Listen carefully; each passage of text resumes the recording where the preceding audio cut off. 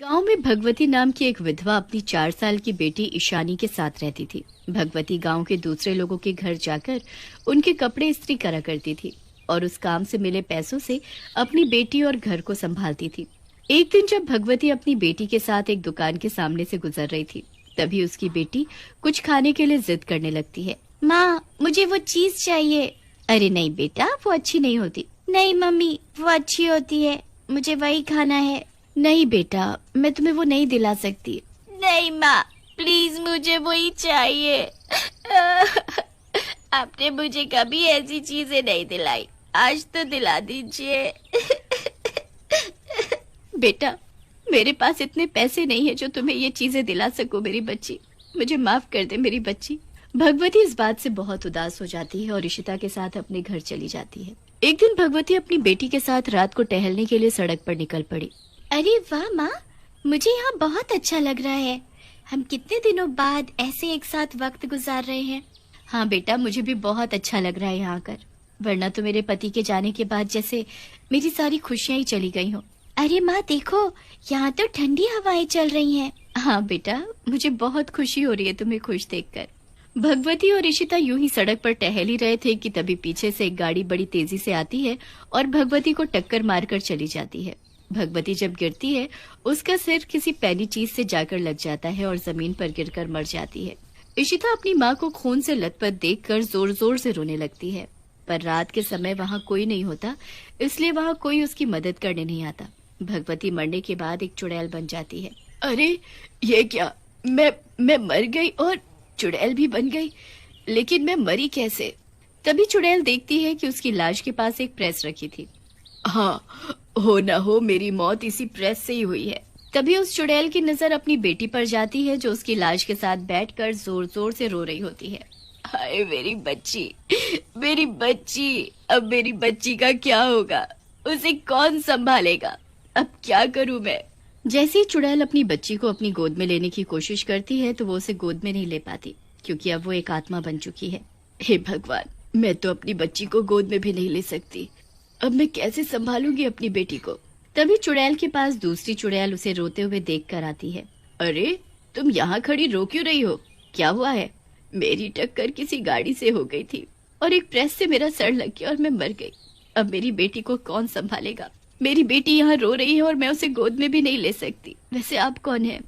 मैं चुड़ैलों की दुनिया की चुड़ैल रानी हूँ और अब मैं तुम्हें लेने आई हूँ। तुम्हें मेरे साथ चलना होगा चुड़ैल की दुनिया में। नहीं नहीं, मैं वहाँ हरगिज नहीं जाऊंगी। मेरी बच्ची यहाँ अकेली मेरी लाश के पास बैठकर रो रही है। अरे उसकी पूरी जिंदगी पड़ी हुई है उसके सामने, मैं उसे कैसे पालूंगी? अरे तुम रो क्यों रही हो? तुम्हारी बात मुझे समझ आ गई है, इसीलिए मेरे पास तुम्हारे लिए एक जादुई चीज है। कैसी जादुई चीज? क्योंकि तुम्हारी मौत एक प्रेस के लगने से हुई थी, इसीलिए मैं तुम्हें एक जादुई प्रेस देती हूँ। इससे तुम जब किसी के कपड़े प्रेस करोगी तो ना तो उन पर से उनकी सिलवटें मिटेंगी, बल्कि वो कपड़े बिल्कुल नए जैसे हो जाएंगे। इससे तुम्हारी आमदनी भी दुगनी हो जाएगी और तुम अपनी बच्ची का ख्याल भी रख पाओगी। आपकी इस जादुई प्रेस के लिए बहुत बहुत शुक्रिया, पर मैं कैसे लोगों के घर जाकर अब प्रेस करने का काम कर सकती हूँ? क्योंकि मैं तो चुड़ैल बन चुकी हूँ। अगर लोगों ने मुझे इस रूप में देख लिया तो वो बहुत डर जाएंगे, और आमदनी तो क्या, मैं तो अपनी बच्ची को उस गांव में ही नहीं रख पाऊंगी, और तो और मेरी बेटी भी मुझे ऐसे देखकर डर जाएगी। हाँ, तुम्हारी ये भी बात सही है, और मैं तुम्हें एक वरदान देती हूँ कि तुम सुबह 5 से लेकर शाम के 7 बजे तक एक इंसानी रूप में ही रहोगी। जैसे तुम पहले दिखती थी बिल्कुल वैसे ही। ऐसे तुम लोगों के घर जाकर काम भी कर पाओगी, और ऐसे तुम्हारी बच्ची भी नहीं डरेगी तुमसे, और तुम उसे अपनी गोद में भी उठा सकती हो। अरे वाह, आपका बहुत बहुत शुक्रिया।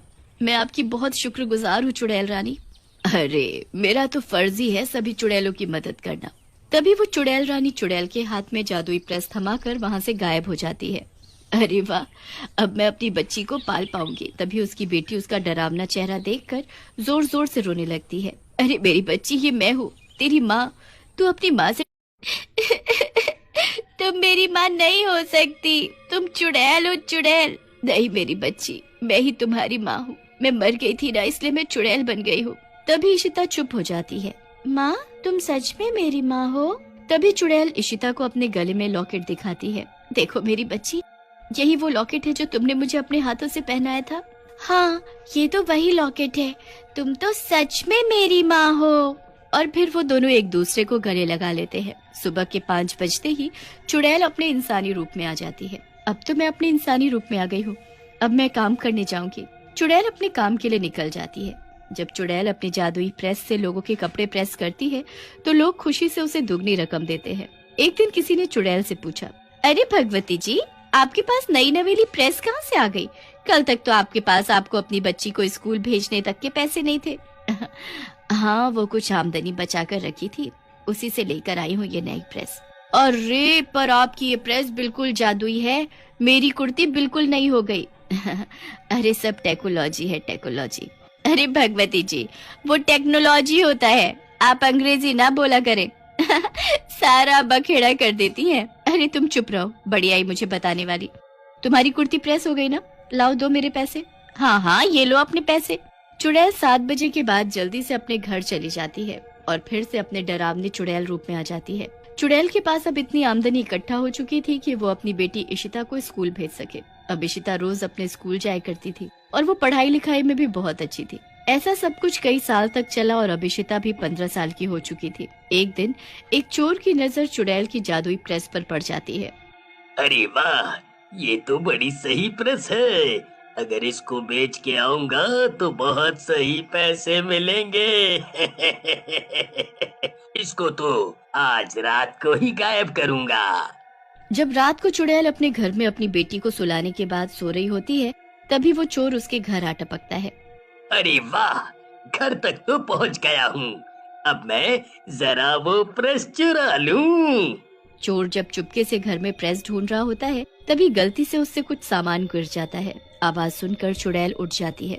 अरे कौन है, कौन है यहाँ? चोर जैसी चुड़ैल को देखता है तो वो बहुत डर जाता है।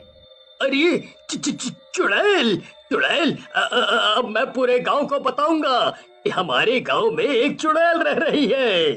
अच्छा, कैसे बताएगा तू? मैं तुझे बताने ही नहीं दूंगी, मैं तुझे मार दूंगी। तभी चुड़ैल अपनी जादुई प्रेस उठाती है और चोर को जलाकर मार देती है और उसकी जली हुई लाश को गांव में फेंक आती है। जब सुबह सब लोग चोर की लाश को देखते हैं तो बहुत डर जाते हैं। अरे ये तो उस चोर की लाश है जो एक दिन मेरे घर में चोरी करने आया था और मैंने इसे रंगे हाथों पकड़ लिया था। हाँ। अरे हाँ, ये तो वही है। तभी किसी गांव वाले की नजर चोर की लाश पर बने हुए एक प्रेस के जले हुए निशान पर जाती है। अरे ये तो प्रेस का निशान है, यानी इसको उस इंसान ने मारा है जिसके पास प्रेस है। हमारे गांव में तो एक ही प्रेस वाली है, वो है भगवती जी। हाँ, मुझे भी यही लग रहा है। चलो सब उनके घर चलते हैं। ओहो, इस वक्त तो वो अपने काम पर होती हैं। हम सब शाम को ही जाते हैं, हैं? जब शाम को 7 बज जाते हैं तभी वो चुड़ैल अपने इंसानी रूप में नहीं बल्कि अपने चुड़ैल रूप में होती है। जैसे गांव वाले उसको देखते हैं तो वो बहुत डर जाते हैं। नहीं नहीं गांव वालों, मैं तुमको कुछ नुकसान नहीं पहुंचाऊंगी। अरे ये क्या, तुम भगवती जी के घर क्या कर रही हो? रुको, मैं अभी किसी तांत्रिक को बुलाता हूँ। अरे नहीं नहीं, मैं तुम लोगों को सब सच सच बताती हूँ। तुम लोग किसी तांत्रिक को मत बुलाओ, मैं भगवती ही हूँ और मुझे किसी गाड़ी ने टक्कर मार दी थी जिससे मेरा सर नीचे रखे प्रेस से जाकर लग गया और मैं मर गई। फिर मैं चुड़ैल बन गई। चुड़ैल सब कुछ गांव वालों को बता देती है। अच्छा, तो ये बात है। फिर अब क्या होगा? अब मैं तब तक यहाँ से नहीं जाऊंगी जब तक मेरी बेटी अपने पैरों पर खड़ी नहीं हो जाती। मैं तब तक यहाँ रहकर उसे पालूंगी। गांव वालों को चुड़ैल की ये बात अच्छी लगती है और वो उसे वहीं पर रहने देते हैं। कुछ सालों बाद जैसे ही इशिता अपने पैरों पर खड़ी हो जाती है, चुड़ैल वहाँ से हमेशा हमेशा के लिए गायब हो जाती है।